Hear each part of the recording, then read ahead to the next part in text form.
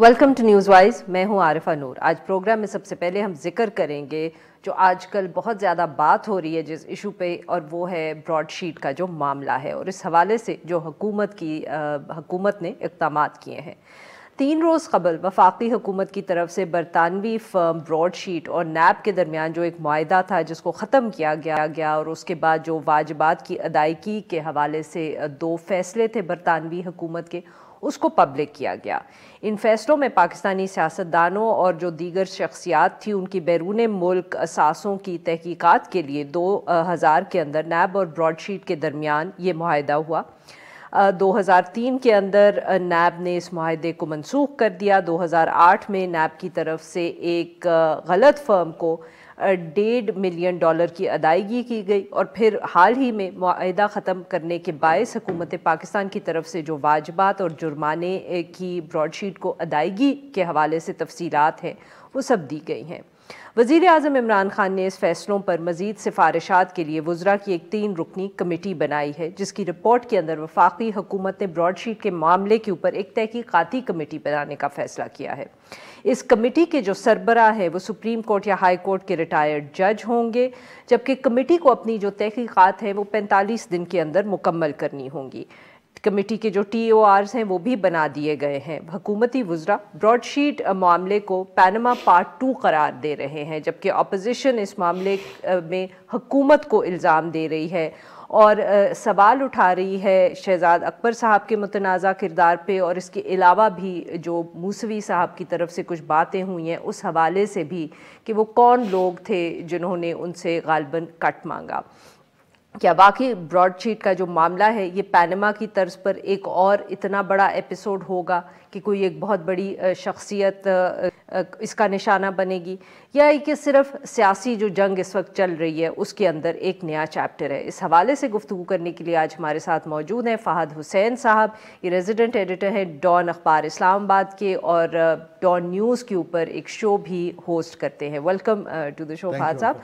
जी फ़हद साहब, आप काफ़ी तफसील से इस ब्रॉडशीट के मामले को फॉलो कर रहे हैं। आज आपका एक एनालिसिस पे भी इस पे छपा हुआ था डॉन अखबार के अंदर, तो बताइएगा आप इस इशू को किस तरह देख रहे हैं? ऑब्वियसली अपोजिशन है, हुकूमत कह रही है कि वो इसके अंदर फंसती है। हुकूमत के आप बयानात सुने तो लगता है कि नवाज शरीफ के साहब के अलावा तो कोई इशू ही नहीं है। But where does the issue really stand if you look at it independently?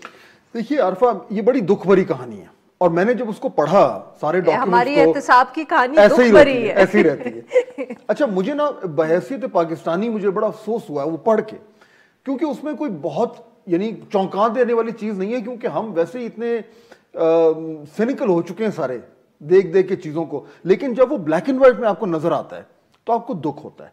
देखिए मेरे ख्याल में इस वक्त इसके ब्रॉडशीट के ऊपर सियासत ज्यादा हो रही है। वो जो 2 डॉक्यूमेंट्स हैं, एक डॉक्यूमेंट है लायबिलिटी का और एक डॉक्यूमेंट है क्वांटम का, जिसमें उन्होंने जो आर्बिट्रेटर उन्होंने कहा है कि जी समझाया कि पैसे मैंने ये $28 मिलियन कैसे दिए। ये जो दोनों डॉक्यूमेंट्स हैं, अगर आप इनको साथ मिला के पढ़ें तो हमें नजर आता है कि सन 2000 से लेकर और सन 2000 जब तक ये 2016 में ये जजमेंट आई तब तक का जो वाकयात है, उसमें पहले नैब की कारकर्दगी, नैब के वकुला की कारकर्दगी, उसके बाद जो दीगर वेस्टेड इंटरेस्ट उसमें एंटर होते हैं उनके ऊपर यानी कोई और क्यों नहीं चेक रख रहा था, फिर उस वक्त की सक्सेसिव गवर्नमेंट्स का जो पॉलिटिकल एक्सपीडियंसी के एहतसाब का नारा लगा के और सियासी फायदा निकालना, उसके एग्जाम्पल्स, ये तमाम चीजें हमें नजर आती हैं। और उसमें अगर वाकई में गवर्नमेंट जो है संजीदा है कि इसकी तह तक पहुंचे, तो फिर इसमें ये तमाम लोग जितने भी इन्वॉल्व रहे हैं उन सब का एहतसाब होगा। सवाल उठेंगे कि ये कॉन्ट्रैक्ट क्यों दिया गया, कैसे दिया गया, किसने ड्राफ्ट किया, किसने आर्ग्यू किया, किसने कैंसिल किया, किसने बाद में उसके ऊपर जो है वो अपनी गलती से पैसे दिए, गलत पैसे दे दिए। ये एक पूरी लंबी एक, जिसे मैंने कहा था, दुख भरी कहानी है। अच्छा, पहली चीज। दूसरा ये आरिफा कि इस वक्त इसके 2 बेसिकली पहलू हैं। एक तो ये जो अवार्ड है जो आया है, दूसरा है इस अवार्ड के बाद क्या हुआ, यानी 2016 से लेकर और अब तक क्या हुआ। ये जो है ये इसकी एक अलग कहानी है जिसमें पीटीआई की गवर्नमेंट एंटर हो चुकी है। अब उसमें जो मौसूवी साहब अपनी एलिगेशंस दे रहे हैं اور $1 بلین کا جو اکاؤنٹ ہے اس کا ذکر ہو رہا ہے، وہ ایک الگ کہانی ہے. تو ان دونوں کہانیوں کو الگ الگ اگر ہمیں انویسٹیگیٹ کرنے جائیں، جو کہ میرے خیال میں کرنا چاہیے، تو بہت کچھ نکلے گا اور بہت سارے لوگ ہیں ان کے چہروں پہ جو ماسک ہیں وہ اتریں گے. بٹ فاضل صاحب، why are you creating the division where you do? مطلب کہ آپ کیوں کہہ رہے ہیں کہ یہ دو کہانیاں، اور آپ کیوں اس کو 2016 کو استعمال کر رہے ہیں you know as the break of point? بالکل صحیح ہے. یہ کیوں آپ نے میں نے صرف اس لیے کیا ہے کیونکہ یہ ایک تو ہمارے پاس لیگل ججمنٹ آ گئی، یعنی ایوارڈ، ججمنٹ اسے نہیں کہتے، اسے ایوارڈ کہتے ہیں. یہ اس ایوارڈ میں اب یہ لیگل ڈاکیومنٹ ہے، اور اس لیگل ڈاکیومنٹ کی بنیاد پہ پاکستان نے $28 ملین پچھلے مہینے ان کو موسوی صاحب کو براڈ شیٹ کو دے دیے. وہ جو 28 ملین دیے ہیں وہ اس ڈاکیومنٹ کی بنیاد پر ہیں. تو ایک تو وہ ججمنٹ جو ہے، ایوارڈ جسے کہتے ہیں، یہ جو جج ایوارڈ ہے یہ اب ایک لیگل ایشو ہے. لیگل، اس کے اندر جو کچھ لکھا ہوا ہے اس کی اب ایک لیگل ویلیو ہے. اس کے بعد جو کچھ ہوا ہے وہ ابھی زبانی کلامی چل رہا ہے. موسوی نے یہ کہہ دیا، اس نے یہ کہہ دیا، شہزاد اکبر نے یہ کہہ دیا، وہ اب زبانی کلامی چل رہا ہے. تو اس لیے میں ان کو دو الگ ڈیوائڈ کر رہا ہوں. صحیح. But do you really think کہ جو اس میں یہ موسوی صاحب جو باتیں کر رہے ہیں، again keeping in mind the history, جیسے آپ کی یہ ایک دکھ بھری داستان ہے، کیونکہ احتساب کی داستان پاکستان میں اول تو ہمیشہ دکھ بھری رہی ہے، اور اس میں جنرلی نو بڈی comes out looking good. So especially جب اس طرح کی بات ہوتی ہے کہ آپ دیکھیں، میں یہ اس کانٹیکس میں بات کر رہی ہوں کہ جب بھی اس طرح کی جو کمپنیز ہوتی ہیں یا اس طرح کے جو کردار ہوتے ہیں جو آ کے آپ کو کہہ رہے ہیں کہ ہم پیسے ڈھونڈ دیں گے آپ کو یا آئیڈینٹیفائی کر دیں گے، تو وہ بھی کوئی خاص، ہم یہ نہیں کہہ سکتے کہ بہت کوئی کریڈیبل لوگ ہوتے ہیں. تو اس کانٹیکس میں اگر موسوی صاحب کی طرف سے کسی قسم کے بھی کوئی بیانات یا دعوے کیے گئے ہیں تو ہمیں کیا اس کو اتنی اہمیت دینے کی ضرورت ہے؟ دیکھیے، ہمیں اہمیت دینے کی اس لیے ضرورت ہے کیونکہ ہمارے وزیر اعظم نے خود ان کو سبسٹینشیٹ کر دیا، جبکہ انہوں نے کہا، ایک ایگزامپل دی کہ دیکھیں وہ $1 ارب کا اکاؤنٹ تھا، اور انہوں نے اس کو اس ریفرنس میں کہا کہ نواز شریف صاحب کے پیسے اور کرپشن. تو جب آپ کے پرائم منسٹر نے خود ان موسوی صاحب کی باتوں کو ویلیڈیٹ کر دیا تو پھر ہمیں تو اس کو کچھ نہ کچھ تو وزن دینا پڑے گا. یہ نہیں ہو سکتا کہ آپ ایک چیز سے سیاسی فائدہ بھی اٹھا رہے ہوں لیکن بعد میں آپ اس کی نفی بھی کر رہے ہوں. یعنی کہ یہ جو براڈ شیٹ کی یہ جو ایوارڈ آیا ہے، اس میں بھی آپ دیکھیے کہ ایک طرف پی ٹی آئی کی گورنمنٹ کہہ رہی ہے کہ دیکھیں جی، یہ جو اس میں جو نواز شریف صاحب کی فیملی کی جو پراپرٹیز ہیں یہ ثابت کرتی ہیں کہ انہوں نے کتنی کرپشن کی. ایک طرف وہ یہ جیسے آپ نے خود لکھا ہے کہ وہ تو جے آئی ٹی کو کوٹ کر رہے ہیں، تو ان صاحب نے تو کچھ نہیں بتایا. اب یہی تو معاملہ ہے کہ اس میں بالکل کلیئر لکھا ہوا ہے کہ اس ایوارڈ میں یہ جو انٹرنیشنل آربیٹریٹر ہیں یا ان کے ایکسپرٹس ہیں جن کے بارے میں یہ گورنمنٹ کہہ رہی ہے کہ جی انہوں نے انڈیپینڈنٹلی کوئی نئی انکشافات کیے ہیں، وہ ایکچولی بات غلط ہے. اور مجھے افسوس ہو رہا ہے کہ ہمارے سینئر لوگ اس طریقے سے غلط بات کریں. اصل بات یہ ہے کہ وہ ان ایکسپرٹس نے وہ جی آئی ٹی کی رپورٹ لی، اور اس رپورٹ میں جتنی پراپرٹیز لکھی ہوئی تھیں ان کو انہوں نے ان کے اوپر ایک مانیٹائزڈ ویلیو ڈالی، اور اس کی بنیاد پہ انہوں نے ایوارڈ جو ہے وہ دے دیا. یعنی کہ اس جے آئی ٹی کے ڈاکیومنٹ کی بنیاد پہ پاکستان کی ٹیکس پیئر کا $28 ملین جو ہے وہ براڈ شیٹ اور موسوی کی جیب میں گیا ہے. یعنی یہ ایک انوکھی سی بات ہے. جی ناظرین، یہاں پہ لیں گے ایک چھوٹا سا بریک، ایک سے واپس آئیں گے تو ہم فہد حسین صاحب سے گفتگو جاری رکھیں گے. اسٹے ود اس.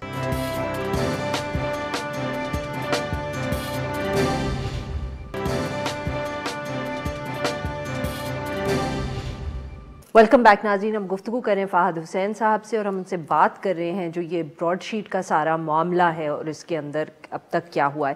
فہد صاحب، نیب مشرف صاحب کے نیچے کس طرح اس نے پرفارم کیا، کس طرح جنرل امجد کو ہی یہ کہا گیا کہ اب آپ ہاتھ ہلکا رکھیں کیونکہ ہمیں سیاست دانوں کی ضرورت ہے، پھر وہ استعفیٰ دے کے چلے گئے. شاہد عزیز صاحب بھی اس کا بہت تفصیل سے ذکر کر چکے ہیں جو بعد میں نیب کے ہیڈ بنے تھے. تو یہ کہانی تو اب ہم نے کافی سن لی ہے، پھر این آر او کا تو داستان ہمیں عمران خان صاحب بھی سناتے رہتے. اس کے بعد کیا ہوا؟ ایک دفعہ جب یہ معاہدہ ختم کر دیا نیب نے براڈ شیٹ کے ساتھ، اس کے بعد ہمیں بتائیں کہ واٹ ہیپنڈ، اور وہ جو غلط پیمنٹ ہو گئی کسی کمپنی کو، I mean what were the governments doing after that? بالکل یہی وہ سوال ہے جو میرے خیال ہے ہر پاکستانی کو پوچھنا چاہیے. 2003 میں یہ کانٹریکٹ کینسل ہو جاتا ہے. جب وہ کانٹریکٹ کینسل ہوتا ہے تو ظاہر بات ہے نیب کرتا ہے, نیب نے وہ کانٹریکٹ کینسل کیا. جو براڈ شیٹ ہے انہوں نے کہا کہ جی آپ اس طریقے سے کینسل نہیں کر سکتے. کورٹ کچہری شروع ہو گئی, وہ کورٹ کچہری چلتی رہی. اس میں جو بعد میں جو بات اصل نکلی جو کہ کمزوری تھی وہ یہ تھی کہ وہ جو کانٹریکٹ نیب سے اس ججمنٹ اس ایوارڈ کے مطابق براڈ شیٹ کا موقف ٹھیک تھا. نیب اس طریقے سے کینسل نہیں کر سکتے تھے کیونکہ وہ جو اوریجنل کانٹریکٹ تھا وہ ہمارے اینڈ سے اتنا برا لکھا ہوا تھا. یعنی اب اگر انویسٹیگیشن ہوگی تو میرے خیال میں یہ ہونا چاہیے کہ وہ لکھا کس نے تھا. اس میں اتنا جھول تھا کہ اس جھول کی وجہ سے ہمیں لینے کے دینے پڑ گئے. یعنی اس میں یہ بھی لکھا ہوا تھا, آپ سوچیں عارفہ, کہ نیب جو بھی ریکوری کرے گا اور براڈ شیٹ, اس میں اگر پاکستان کے اندر بھی کوئی ایسی ریکوری بھی نیب کر رہا ہے جس میں براڈ شیٹ کا ڈائریکٹ تعلق نہیں ہے, اس کا بھی 20% براڈ شیٹ کو ملے گا. یعنی ایک عجیب سا وہ کانٹریکٹ تھا. بہرحال وہ اتنا عجیب تھا کہ وہ جب بعد میں جب براڈ شیٹ جو تھی عدالت چلی گئی تو میرے خیال ہے نیب کو احساس ہوا کہ یہ تو ہم مارے گئے, یہ تو گڑبڑ ہو جائے گی. پھر بات شروع ہوئی کہ اب اس سے بچا کیسے جائے. اس میں پھر آؤٹ آف کورٹ سیٹلمنٹ کی بات شروع ہوئی کہ اچھا ٹھیک ہے جی ہم آپ کو اتنے پیسے مشرف صاحب کے دنوں کی آپ بات کر رہے ہیں. یہ اسی وقت کی اسی زمانے کی بات ہے. نیب کے چیئرمین چینج ہو چکے تھے. اس کے بعد کیا ہوا کہ بیچ میں جو براڈ شیٹ کمپنی تھی وہ بھی ان کی لیکویڈیٹ ہونی شروع ہو گئی اور ڈیزالو ہونی شروع ہو گئی. وہ جو ڈیزالو ہوئی تو جب نیب کے لائر سے جب براڈ شیٹ کا اونر بات کر رہا تھا تو اگریمنٹ ہو رہا تھا کہ جی آپ ہمیں اتنے پیسے دے دیں آؤٹ آف کورٹ سیٹلمنٹ. اس میں اس کے دوران میں وہ کمپنی لیکویڈیٹ ہونی شروع ہو گئی براڈ شیٹ, اور اس کو لیکویڈیٹ کرنے کے بعد ان صاحب نے اسی نام سے ایک اور کمپنی بنا لی. اب اس ایوارڈ میں یہ لکھا ہوا ہے کلیئرلی کہ نیب کے اس وقت کے جو لائرز تھے اور جو آفیشلز تھے انہیں یہ معلوم تھا کہ یہ ہو رہا ہے. جب پیمنٹ دینے کی باری آئی تو وہ کمپنی لیکویڈیٹ ہو چکی تھی اور وہ شخص اب اس کا اس طریقے سے مالک نہیں تھا, مگر پھر بھی انہوں نے $1.5 ملین اس کو دے دیا گیا. جب اس کو دیا گیا جو دوسری کمپنی براڈ شیٹ کی تھی جس کے اب حقیقی مالکان یہ موسوی صاحب ہو گئے تھے, انہوں نے شور مچا دیا کہ بھائی یہ 1.5 ملین اس کے نہیں, یہ تو میرے تھے. یعنی آپ کمپٹنس کا لیول دیکھیں. اب یہ بات ہوتی ہے نا کہ انویسٹیگیٹ کریں, یہ انویسٹیگیٹ کرنے کی ضرورت ہے. بالکل. یہ کس نے کیا؟ پھر اس کے بعد وہ جو دوسری کمپنی یہ جانتے بوجھتے ہوئے کیا, یہ اس میں لکھا ہوا ہے کہ انہیں they knew of this was happening. یہ لکھا ہوا ہے اور نام بھی لکھے ہیں لوگوں کے. یعنی کس نے ڈرافٹ کیا, کس نے یہ لیگل آرگیومنٹس سب لکھا ہوا ہے. تو کہنے کا مطلب یہ جو میں شروع میں کہہ رہا تھا کہ ہم نے جس کو جب ہم پولیٹیسائز کرتے ہیں نا تو ہم ان ساری چیزوں کو بھول جاتے ہیں اور ہم کہتے ہیں جی یہ چور ہیں, یہ وہ ہیں, لیکن اصل معاملہ تو ہم نے دیکھنا ہے کہ بات یہاں تک پہنچی کیسے. اور اس میں بھی کتنے لوگ انوالوڈ ہیں, بہت زیادہ لوگ انوالوڈ تھے اس میں. اچھا اس کے بعد اور یہ سب مشرف صاحب کی حکومت دور حکومت کے لوگ یہ اسی زمانے کا چل رہا ہے. میں صرف اس پوائنٹ سے کہہ رہی ہوں کیونکہ آج کل زیادہ تر گفتگو یہ ہوتی ہے نا کہ ایک طرف انکمپیٹنٹس ہے, نااہلی ہے, دوسری طرف کرپشن ہے, مگر یہ تیسری حکومت تھی جس کے نیچے یہ سب کچھ نظر آ رہا ہے ہمیں. اچھا اس کے بعد آپ دیکھیں کہ معاملہ جو ہے وہ اتنا گڑبڑ ہوتا ہے, لیکن $28 ملین ہم نے ان کو دے دیے. اب اس کے بعد جب یہ کورٹ کچہری ہوئی, یہ جب آربیٹریٹر صاحب تھے انہوں نے جب ہیئرنگ شروع کی تو انہوں نے یہ تمام پاکستان سے وٹنسز بھی گئے تھے. اچھا یہ آربیٹریشن کب شروع ہوئی؟ یہ مجھے اب اس کی ایگزیکٹ ڈیٹ یاد نہیں ہے, لیکن what government this was یہ میرا خیال ہے اس کے یہ 2016 کی یا 17 کی بات, 2016 کے آس پاس ہے. تو آئی تھنک یہ PMLN کی گورنمنٹ تھی. یہ بات اس گورنمنٹ کی درست ہے کہ جب یہ 2016 میں جب یہ آیا ایوارڈ تب کسی کو کانوں کان خبر نہیں ہوئی تھی. یعنی یہ PMLN کی گورنمنٹ تھی. اب انہوں نے جان کس کو چھپایا, نیب نے چھپایا, ہمیں نہیں معلوم, لیکن یہ بھی انویسٹیگیٹ ہونا چاہیے. تو جو میں شروع میں کہہ رہا تھا نا عرفہ کہ جب آپ اس کو کریں, چھپانے کی ضرورت کیا تھی فہد صاحب؟ دیکھیے مطلب ہے عین ممکن, کیونکہ اس میں سارا شریف فیملی کا ذکر تو ہے بہت زیادہ, اور جو پرائمری ایوارڈ ملا ہے $28 ملین کا, اس کی بنیاد جو ہے وہ شریف فیملی کے ایسٹس ہیں. تو عین ممکن ہے کہ اس وقت کی حکومت نے سوچا ہو کہ جناب اگر یہ ہوتا ہے تو وہ ایک بار پھر وہ سارا جو رام کہانی ہے وہ بلکہ اوپر آ جائے گی, سامنے آ جائے گی. عین ممکن ہے, ہمیں معلوم نہیں ہے. بالکل صحیح. Because we are running out of time now. Very quickly جو آپ نے شروع میں بات کی تھی کہ اس حکومت کے نیچے جو موسوی صاحب کے دعوے ہیں اور جو کلیمز ہیں جو آپ کے خیال میں ان میں بھی غلط بیان دونوں طرف سے ہو رہی ہے, اس کے اوپر آپ کہتے ہیں الگ کمیٹی بنائے. وہاں کیا ایسے جھول ہیں یا ایسے کون سے سوالات اٹھتے ہیں؟ ایک تو وہ بہت مشہور ان کا الزام ہے کہ وہ کہتے ہیں کہ میں کیفے میں بیٹھا مجھ سے کسی نے کٹ مانگا. دیکھیے پی ٹی آئی کی گورنمنٹ کا اب یہ کہنا ہے کہ جی ایوارڈ کیونکہ ہو گیا تھا $28 ملین، تو انہوں نے ان سے کوشش کی کہ نیگوشیٹ کریں اور بولیں کہ یار اب $28 ملین نہیں، تھوڑا سا ہمیں ڈسکاؤنٹ دے دیں، کچھ کام کر دیں. انہوں نے نہیں مانا، بات ختم ہو گئی. موسوی کا کہنا ہے کہ میں نے جب پی ٹی آئی کی گورنمنٹ نے میرے سے رابطہ ہوا تو ان کو میں نے بتا دیا تھا تھرو ایک اور صاحب تھے یو کے بیرسٹر کہ مجھے $1 ارب کا معلوم ہے، علی ظفر صاحب تھے کہ بھئی وہ ایک اور اس گورنمنٹ نے میرے سے یا ان صاحب سے ان کے ذریعے میرے سے نیگوسیشن شروع کر دی. اور یہ علی ظفر صاحب پی ٹی آئی کی حکومت میں ہی نمودار ہوئے، یہ پہلے کا کردار نہیں ہے. یہ 2018 کے اینڈ کی بات ہے میرا خیال ہے. تو وہ کہتے ہیں کہ بھئی یہ نیگوسیشن ہوتی رہی اور $1 ارب کا کے حوالے سے کہ مجھے اس کے اگر میں ڈھونڈ دوں سنگاپور میں تو مجھے 20 اس کے % ملے گا. اب یہ گورنمنٹ ڈینائی کرتی ہے. تو سوال یہ کہ یہ انویسٹیگیٹ کرنے والی بات تو ہے، یہ بات تو ہے کہ وہ صاحب آئے علی ظفر صاحب، یہ کوئی ڈھکی چھپی بات تو نہیں ہے. انہوں نے لکھا ہوا ہے کہ وہ کس کس سے ملے، وہ بھی ڈھکی چھپی بات نہیں ہے. یہ بھی صحیح بات ہے کہ $1 ارب کا ذکر ہوا. اگر $1 ارب واقعی میں تھے تو اس گورنمنٹ نے کیوں نہیں اس کو چیس اپ کیا؟ مطلب یہ سارے سوال ہیں، تو ان کو آپ اگنور نہیں کر سکتے، ان کو بھی انویسٹیگیٹ کرنا ضروری ہے. بہت بہت شکریہ فہد صاحب، آپ نے بہت تفصیل سے ہمیں بتایا اس ایوارڈ اور ججمنٹ کے بارے میں. ناظرین یہاں پہ لیں گے ایک چھوٹا سا بریک، اور جب ہم بریک سے واپس آئیں گے تو ہم بات کریں گے اربن پلاننگ کی، شہروں کی، پاکستان کے خاص طور شہروں پہ، اور اس کے اندر خواتین کے لیے کیا رول یا جگہ ہیں. اسٹے ود اس.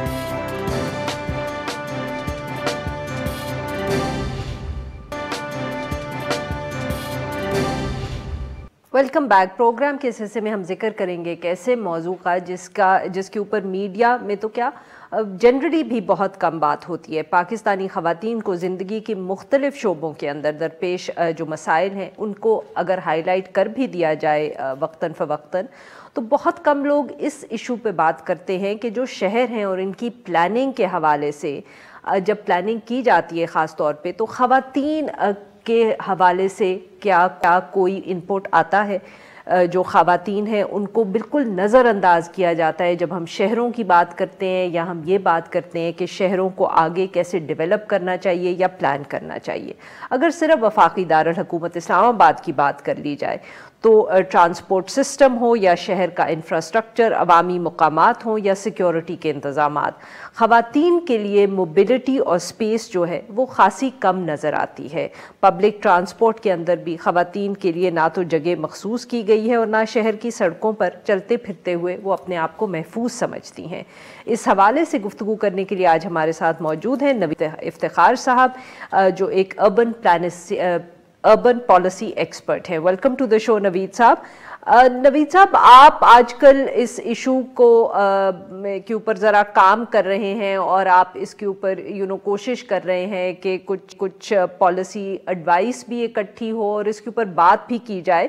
تو ذرا ہمیں یہ بتائیے گا کہ یہ کیوں آپ کو اس کی ضرورت محسوس ہوئی اور کس قسم کا فیڈ بیک آیا ہے جب سے آپ نے یہ انیشیٹو شروع کیا؟ جی thank you thank you for inviting. اور جیسے آپ نے کہا کہ یہ ہمارے شہروں میں خواتین کے حوالے سے کبھی سوچا ہی نہیں گیا، اور اس کی بہت بڑی ریزن یہ ہے کہ ہمارے جتنے بھی جو شہروں کو ڈیزائن کرنے والے ماسٹر پلانرز کہہ لیں آپ، بہت سارے ایسے لوگ ہیں جنہوں نے ہمیشہ جو ہے وہ شہروں کو ڈیزائن کیا ہے فار ایبلڈ باڈی مین جو ہے نا، اور انہوں نے کبھی خواتین کی ضروریات کو محسوس ہی نہیں کیا. اور جو میرا جو ہے وہ اس کی ریزن ہے کہ جو ایک آرکائی قسم کا اربن پلاننگ کا میکینزم ہے جس میں صرف اور صرف روڈز کے بارے میں سوچا جاتا ہے، جس میں لوگوں کے بارے میں نہیں سوچا جاتا. تو ہمیں یہ بات سمجھنا ہوگی جو ہم ضرورت محسوس کرتے ہیں کہ خواتین کے لیے ہم نے کبھی نہیں سوچا. اور شہروں کا مقصد جو ہے وہ کیا ہے؟ شہر میں لوگ آتے ہیں اور جب اکٹھے رہتے ہیں شہر میں تو اس سے روزگار کے مواقع بھی پیدا ہوتے ہیں، اس سے سروسز بھی ملتے ہیں. تو خواتین کی جاب کی کیا ضروریات ہیں، خواتین اپنے گھر سے جاب تک کیسے ٹریول کریں، خواتین جو ہیں وہ اس ٹریولنگ کے دوران کیا سیف فیل ہیں، اگر انہیں اپنے کسی فرینڈ سے ملنا ہے تو وہ کیسے ملیں. یہ وہ ساری چیزیں ہیں جو ہمارے اربن پلاننگ کے پروسیس میں کبھی ان کے بارے میں سوچا ہی نہیں گیا. تو میں صرف ایک کویسچن پوچھتا ہوں، جیسے آپ نے اسلام آباد کا ذکر کیا، تو میں اس لیے اسلام آباد کہہ رہا ہوں کہ اس کے بارے میں کہا جاتا ہے یہ بہت ویل پلانڈ سٹی ہے. تو ایون اس کے اندر اگر ایک خاتون کسی اور شہر سے اور اس کی آ کے یہاں پر جاب ہو جائے تو وہ کہاں پر رہے اکیلی؟ سو کوئی سیفٹی نہیں ہے, کوئی سیکورٹی نہیں ہے. اس کی ریزن یہ ہے کہ ہم نے صرف فوکس کیا ہوا ہے کہ ہم جو ہے وہ سبربن ہاؤسنگ سوسائٹیز بنائیں شہر سے باہر, اور بڑی بڑی روڈز بنائیں, اور ہم شہر میں کام کریں ان لوگوں کے لیے جن کے پاس کاریں ہیں. جن کے پاس کار نہیں ہے, جو ویسے تو رہنا چاہتے ہیں. نوید صاحب یہ بتائیے گا, یہ بہت آپ نے جو بات کی ہے کہ خاتون جو شہر سے باہر سے آتی ہے وہ کہاں رہے گی, تو سر یہ بتائیں کہ کیا اور شہروں کے اندر حکومتیں اکاموڈیشن تو نہیں پرووائیڈ کرتی؟ ٹرانسپورٹ تو بالکل آپ صحیح کہہ رہے ہیں, وہ تو آپ کر سکتے ہیں, بٹ آئی مین یہاں کیا کر سکتی ہیں اتھارٹیز اس طرح کے ایشوز کو لے کے, کہ جیسے یہ ہے کہ اگر سنگل خواتین آ رہی ہیں, چاہے وہ کراچی جیسا شہر ہو یا اسلام آباد جیسا شہر ہو, وہاں کہ انہوں نے اکیلے رہنا ہو, کام کرنا ہو, حکومت کا کیا رول ہے؟ اب وہ گھر یا فلیٹس تو بنانے سے رہے. جی بالکل, آپ نے بڑی اچھی بات کی. اس میں حکومت کا کام یہ نہیں ہے حکومت ان کو گھر بنا کے دے. حکومت کا کام ہے وہ اپنی پالیسیز ایسی رکھے کہ وہ گھر بن جائیں. اس وقت جو ہے وہ جیسے اسلام آباد کے اندر سنگل سٹوری ہاؤسز ہیں, کوئی بھی خاتون ایسی نہیں ہے جو باہر شہر سے آئے اور آ کے اس نے 4 کنال کا گھر F6 میں خریدنا ہو. She can't buy. So but she can do that, she can rent an apartment, اور رینٹڈ. جی رینٹڈ جو ہے, تو وہ گورنمنٹ کا کام ہوتا ہے وہ زوننگ سے انکریج کرے. جیسے ابھی پرائم منسٹر نے نیا ہاؤسنگ جو ہے وہ اسکیم سٹارٹ کی ہوئی ہے, تو پرائم منسٹر کو جو ہے وہ یہ ٹارگٹ دینا چاہیے سٹی اتھارٹیز کو کہ آپ مجھے یہ بتائیں کہ آپ نے کیا پالیسی انسٹرومنٹس یوز کیے ہیں, اور جتنے بھی گھر بنے ہیں اس شہر میں کتنے گھر بنے ہیں جو آپ سمجھتے ہیں کہ ینگ لوگوں کے لیے ہیں, چاہے وہ خواتین ہیں, چاہے وہ اسٹوڈنٹس ہیں, چاہے وہ کام کرنے والی خواتین ہیں, چاہے وہ اسٹوڈنٹس ہیں. سو یہ وہ ٹارگٹس ہوتے ہیں جو سٹی اتھارٹیز کو دیے جاتے ہیں ٹاپ مینجمنٹ سے. ہمارے ہاں چونکہ عوام کا اتنا کوئی کردار نہیں ہے, عوامی گورنمنٹس نہیں ہیں, تو عوام یہ پرسو نہیں کر سکتی. تو اس لیے ہمیں یہ چاہیے کہ ہم اپنی اربن پالیسی پلاننگ اور زوننگ ایسی کریں کہ یہ پرائیویٹ سیکٹر انکریج ہو اس قسم کی کنسٹرکشن کرنے میں. تو گورنمنٹ نے نہیں بنانے, گورنمنٹ نے انسینٹیوز دینے ہیں. اس قسم کی ہاؤسنگ سٹی سینٹرز میں چاہیے. انہیں شہر سے باہر 50 کلومیٹر دور اپارٹمنٹ نہیں چاہیے, ان کو چاہیے سٹی سینٹر میں جہاں پر وہ رہیں, جہاں سے وہ واک بھی کر سکیں. اور نوید صاحب آپ نے بہت ذکر اس کا بھی کیا اس حوالے سے بھی کہ محفوظ جگہیں ایسی ہونی چاہیے پبلک, جہاں خواتین جا سکیں, وہ کسی اگر دوست کو ملنا ہے تو مل سکیں, واک کرنی ہے تو کریں. اس کو بھی بتائیں کہ کس قسم کی ہمیں پالیسیز چاہیے حکومت کی طرف سے یا جو شہر کو چلاتے ہیں ان کی طرف سے کہ ایسی جگہ انکریج ہو سکے. یہ جی ایک پبلک پلیسز کا کانسیپٹ ہے جو پوری دنیا میں یوز ہوتا ہے, اور پبلک سپیسز وہ سپیسز ہیں جو سٹی کی بریتھنگ سپیسز ہوتی ہیں کہ آپ باہر نکل کے بیٹھ سکتے ہیں, آپ کے پاس اوپن سپیسز ہونی چاہیے. اب ہم کہیں گے نہیں جی اسلام آباد میں تو بہت پارک ہیں, ہاں جی F6 میں بہت پارک ہیں, کچھ سیکٹرز میں بہت پارک ہیں, پرامڈی چوک میں کتنے پارک ہیں, باراکو میں کتنے پارک ہیں, آپ اور جگہوں پہ اسلام آباد کے جو جن کو آپ نے رورل ایریا کا نام دے دیا ہوا ہے وہاں پر کتنے پارک ہیں. سو جو اسلام آباد کے اندر لوگ رہتے ہیں ان سیکٹرز میں وہ تو ہارڈلی جو ہے وہ 20% بھی نہیں ہے اسلام آباد کی ٹوٹل پاپولیشن کا. تو پبلک سپیسز سے مطلب کیا ہے؟ آپ بلو ایریا میں شاپنگ کر رہے ہیں, آپ اسلام آباد کے بلو, آپ پنڈی کے راجہ بازار میں شاپنگ کر رہے ہیں, آپ کے ساتھ آپ نے ایک بچہ بھی اٹھایا ہوا ہے, آپ کو اس کو کہیں فیڈ کرنا پڑ جاتا ہے. Where would you go?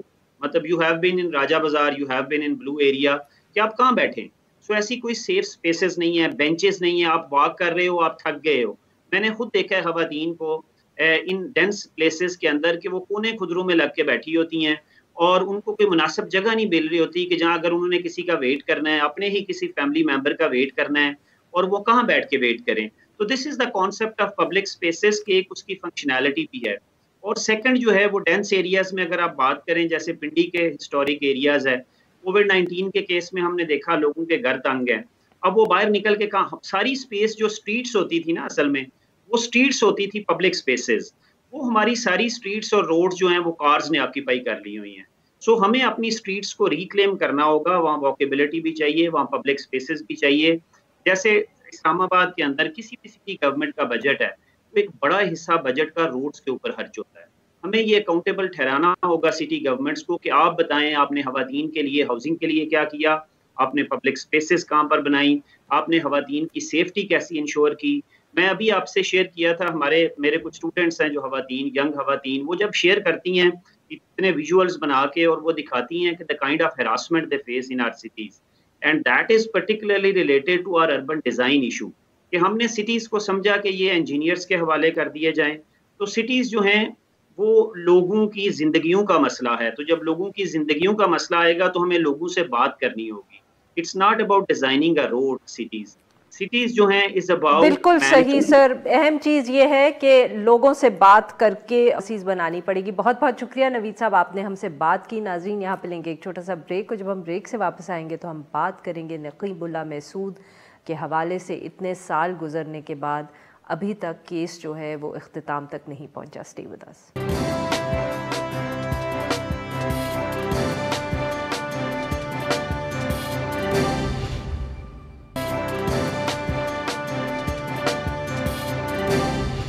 Welcome back. Programme کے آخر میں ہم ذکر کریں گے نقیب اللہ محسود قتل کیس کا. جنوری 2018 میں نقیب اللہ کو اس وقت کے S S P Malir Rao Anwar اور دیگر پولیس افسران نے کہا جاتا تھا کہ ایک جعلی پولیس مقابلے میں مارا ہے. جنوری 2019 کے اندر کراچی کی اینٹی ٹیررزم کورٹ نے نقیب اللہ محسود اور ان کے 3 ساتھیوں کو بے گناہ قرار دیا تھا.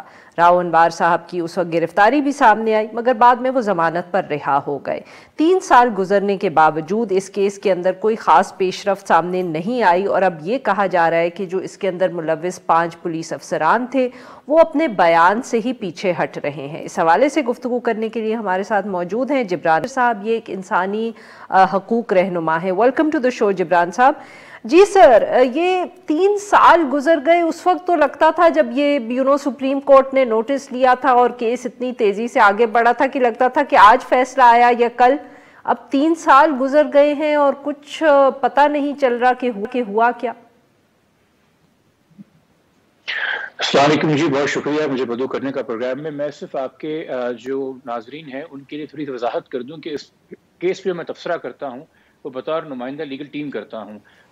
تو اس کیس کے تمام پیراہوں سے اور تمام جو پروسیڈنگز رہی ہیں اس سے ایک اٹیچمنٹ رہی ہے، اس میں انوالومنٹ رہی ہے. تو اس لیے جو ہم بات کر رہے ہیں کہ اب ہمارا اعتماد اٹھ رہا ہے عدالتی کارروائی سے، عدالت سے نہیں، عدالتی کارروائی سے. چونکہ عدالت کا کام نہیں ہے انشور کرانا کہ وٹنس جو ہے اپنے بیان سے منحرف نہ ہو یا وٹنس کی پراپر پروسیکیوشن تیاری کرائے. یہ پروسیکیوشن کا کام ہے. اور اگر خاص طور پہ وٹنسز جو ہیں وہ پولیس کے افسران ہیں تو سندھ پولیس اور سندھ حکومت کا کام ہے کہ ایک ایسا کیس جس کے اندر آپ نے ٹیررزم کی دفعات شامل کی ہیں، یعنی کہ ریاست یہ سمجھتی ہے کہ یہ جو ہے crime against entire state against nation ہے، اس کے اندر اگر 5 پولیس والے منحرف ہوئے ہیں اپنے بیان سے اور ان پولیس والوں کے خلاف کوئی ڈسپلنری ایکشن لینے کے بجائے ان کو من پسند پوسٹیں اور ٹرانسفرز دیے گئے، خاص طور پہ ضلع ملیر کے جو کہ 10-11 سال راؤ انوار ایس ایس پی کے زیر اثر رہا ہے، تو یقیناً ہمیں یہ سوال اٹھتا ہے ہمارے دل کے اندر کہ شاید ریاست کی نیت صاف نہیں ہے اس کیس کو پرسو کرنے میں، اور وہ یہ بھول رہی ہے کہ every criminal case in Pakistan, ہر جو ہمارا مقدمہ ہے فوجداری کا، وہ ریاست با مقابلہ اکیوزڈ ہوتا ہے، ملزم ہوتا ہے. تو اگر اس کیس کے اندر بری ہوتا ہے راؤ انوار تو ہر ریاست کی ہوگی، نہ کہ صرف نقیب کے خاندان کی. تو سر یہ بتائیے کہ یہ پولیس افسران کا کیا معاملہ، کیوں وہ اپنے بیان سے پیچھے ہٹ رہے ہیں، اور پروسیکیوشن نے اس حوالے سے کورٹ کے اندر کیا کوئی اس کی جسٹیفیکیشن دی ہے، کوئی ایکسپلینیشن دی ہے؟ کچھ ذرا ہمیں تفصیل بتائیں اس انسیڈنٹ کی. دیکھیے جو پروسیکیوشن ہے یہ اس کا رویہ پولیس والے جو ہیں بیان سے پیچھے ہٹ. جی دیکھیں شہزادہ جہانگیر ہیں اس کے اندر، وہ بیان سے پیچھے ہٹے. وہ پرائمریلی وٹنس تھے کہ اس انکاؤنٹر کو راؤ انوار خود لیڈ کر رہا تھا.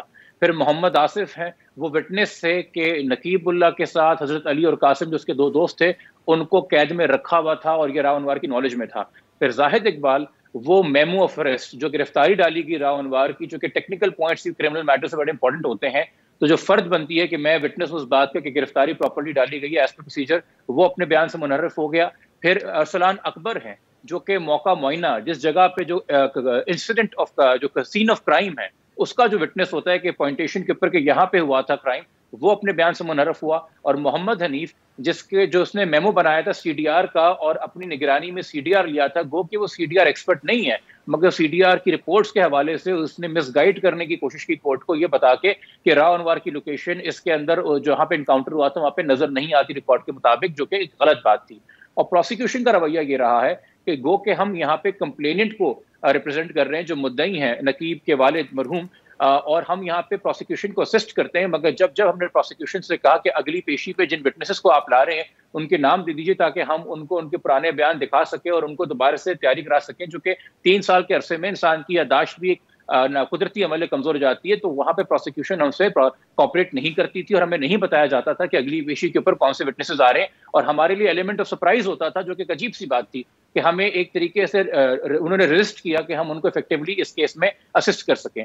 اور یہاں پہ ایک بہت بڑی بات میں یہاں پہ اور کہنا چاہوں گا، عدالت کے باہر جو منظر نامہ ہمیں نظر آیا، چونکہ جو پروسیکیوشن آ رہی ہے وہ حکومت کے زیر اثر ہے، جو پولیس ہے وہ حکومت کے زیر اثر ہے، کہ اس کیس کے اندر راؤ انوار نے تو کوئی ایک دن جیل میں نہیں گزارا ہے، مگر جو اس کیس کے آئی او تھے ایس ایس پی رضوان صاحب، ان کے خلاف ٹرانسفر کی کوششیں کی گئیں، پوسٹنگ کی کوشش کی گئی، ان کے خلاف انکوائری کمیٹیز بٹھانے کی کوشش کی گئی، ان کے خلاف سندھ حکومت کی کابینہ کے ممبران نے پریس کانفرنسز کی، مگر اس پورے عرصے میں راؤ انوار کے حوالے سے کنڈمنیشن کا لفظ اسٹیٹ لیول پہ، گورنمنٹ لیول پہ ہمیں سننے کو نہیں ملا۔ تو جبران صاحب، کیا کوئی بینچ کی طرف سے ریمارک آیا جب یہ مطلب کہ پولیس آفیسر جیسے آپ کہہ رہے ہیں پیچھے ہٹ گئے، آپ لوگوں کو لسٹ نہیں دی گئی، you must have spoken to the ججز اباؤٹ اٹ، کیا انہوں نے کوئی مدد کی یا کچھ پروسیکیوشن کو کہا؟ دیکھیے ہم ججز کو ہمیشہ بار بار